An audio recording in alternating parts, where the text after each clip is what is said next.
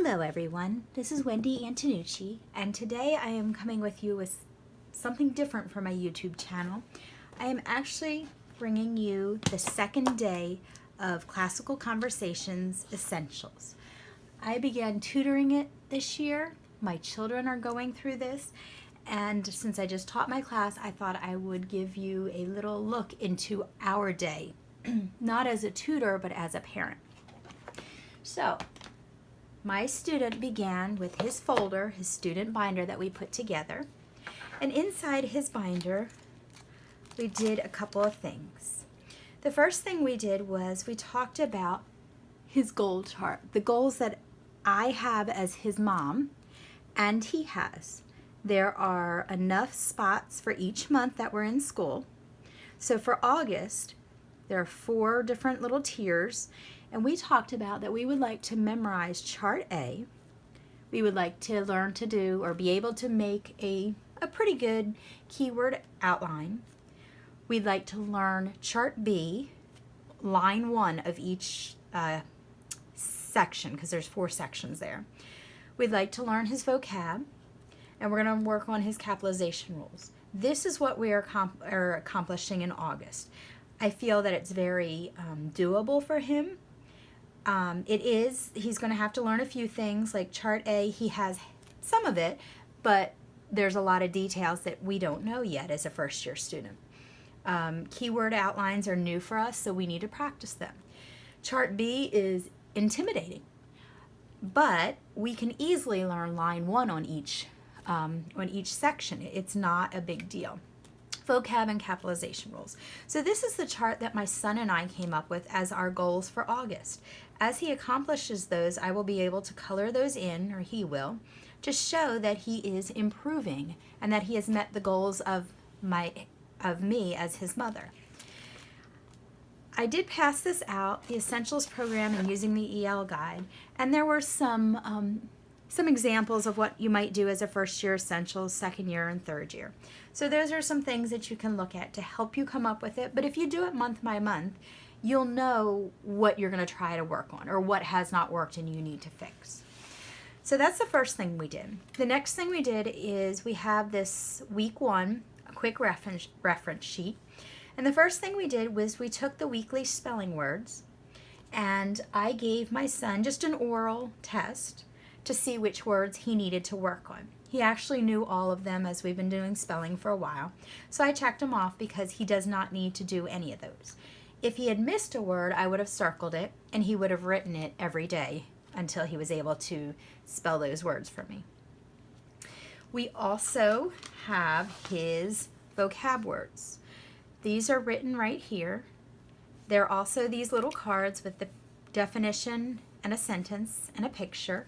These are found in your, oh goodness, I believe they were in your student book of the ancient history-based writing lessons. So they were in the back. We just ripped them out and cut them out. And these are week 1 and 2, lesson 1 and 2, because ancient history writing-based is a little bit different in the lessons than what we have in EEL. So he's got all his flashcards so he can learn these words. He is writing them each day with the definition so he can learn those. And those are just in the front of his notebook here. All right, the next thing, we're going to work on grammar mastery charts A and B. So to do that, what we've done is, here is the chart, and he was to look over it. And then I actually printed out a couple more because we are studying that this week. So he was able to take out a new one, and I asked him just to write in the things he actually knew. So he accomplished all that without even looking. Then he went through and put subject verb in every one of these, in every one of the patterns, because that's what each one is. Once he was done doing what he knew by memory, I asked him to go and compare it with the complete one and write in whatever he had missed. He is on his way to his first goal, which is chart A. Okay. The next thing I asked him to do We did not begin working on chart B because this all comes from here. So once you learn chart A, you've actually completed this section here. Then all you need to do, we talked about just doing the first row in each one, is then you're just going to turn Jesus wept to exclamatory, interrogative, and imperative. So immediately after you've learned this chart, you can actually fill these in. So he's going to just work on one this month. If he gets more, that'll be great. But I didn't want to put too much as the month is short. The next thing I asked my son to do was to take a look at the capitalization rules, the spelling rule, and just repeat those, nothing much more. And I also included the editing exercise. This is in your EEL guide. It's on page 34. And again, I was able to make a copy, but you don't have to. All you do is you can cover this over, you fold it, and then you go through and make corrections. Again, if you have this in a page protector, you can use a dry erase marker. Then the answers are right here so that you can look this over. And you can talk to your student about it, and then they can try it again. I have, one second here. I have multiple copies again for him so that every day he can just take one out and work on it so that he can get better and better at that. All right, so that takes care of the structure, the purpose, the pattern, the parts of speech. These are all on chart A. He took care of the punctuation, capitalization rule, the weekly spelling rule. He took care of his vocabulary, and we made sure that our spelling words were complete. Math we do on our own, so there's nothing we needed out of here. The one thing I did want to add in to the writing part of my notebook is this page. We talked about it yesterday. It is the note making and outline page. It has symbols and abbreviations for students to use in their writing. This is on page 13 of the packet that you could print out, or we printed out for you, your student resource packet. So on page 13, let me get there, is a list of symbols and abbreviations. So I wanted to make sure I put those into his notebook where he would access them. So I did that also, adding to his notebook because there was something that was missing. All right, the next thing I asked my son to do was to go and we were going to work on his writing lessons. We needed to work a little bit more on his keyword outlines. Now, the first thing I chose to do to kind of get started was I took the TWSS, Teaching, Writing, Structure, and Style. And in that, you might have noticed these little examples. I do have the premium subscription, but you can see them right there, and you can actually just type out the fox and the grape. I wanted something easy that was not difficult in the words, but would have been easy enough that we could take care of it. So we read this, and then together we worked out his keyword outline. And moms, you can see it is right there with your keyword outline, or what you might choose.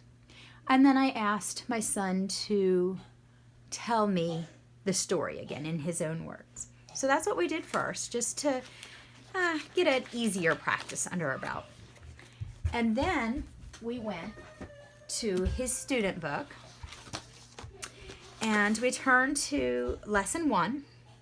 We did not finish The Wondrous Ancient World yesterday. We started it, but I asked him to make a keyword word outline just on a piece of paper.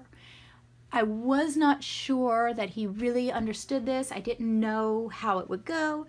So I said, go ahead and do that. And we went over the fact that there are 3 words separated by commas.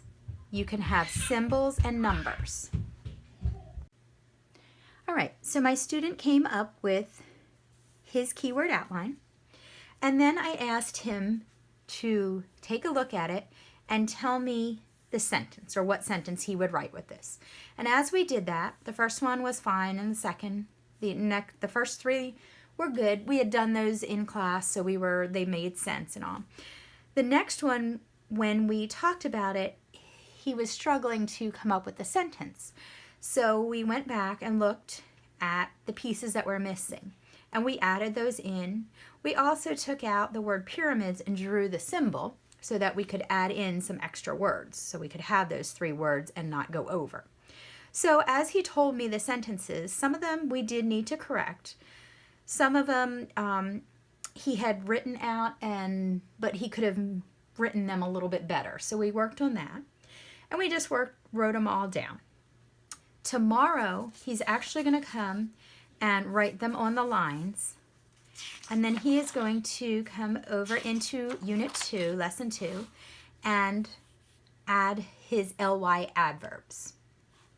We're going to continue to work on that fox and hound page. We're going to write the story out, so he'll have a smaller example.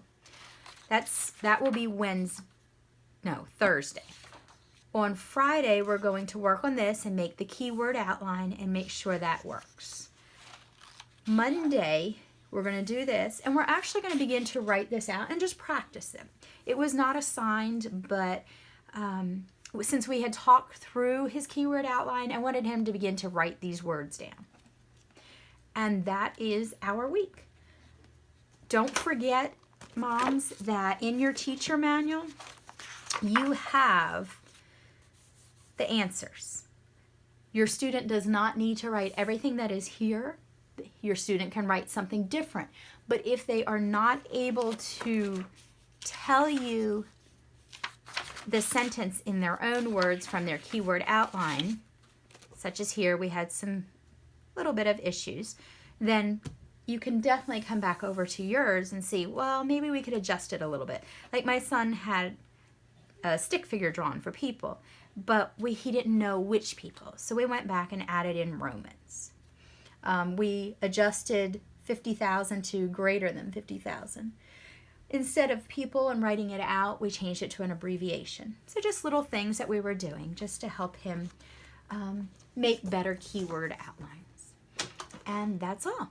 So we are really enjoying this. My other boys are trying hard to sit in and keep up. We'll see. I'm letting them sit in for now. Even my little guy, he's 5. He sits there and listens as we read and come up with the main words and such. So have fun. If you have any questions, leave them in the comment or on the Facebook page, and just enjoy the week. Don't forget to set your goals with your student. They might turn out to be way too easy, but don't make them too hard. Just set your goals, and then they can fill them in as they go. And what we're going to do each month is, if you as a parent feel that your student has done everything that they can do and they've added one more piece of knowledge and you really feel like you could check this off, then your student will actually earn a prize each month saying, hey, you did this. Thanks, and you did a great job, and mom is proud of you, and she knows that you did all that you could do. So I'm really excited for the year. I'm so excited to be teaching my students, and very thankful for the parents that are there in our class and for all their help. It's going to be a great year. I'll see you later. Bye.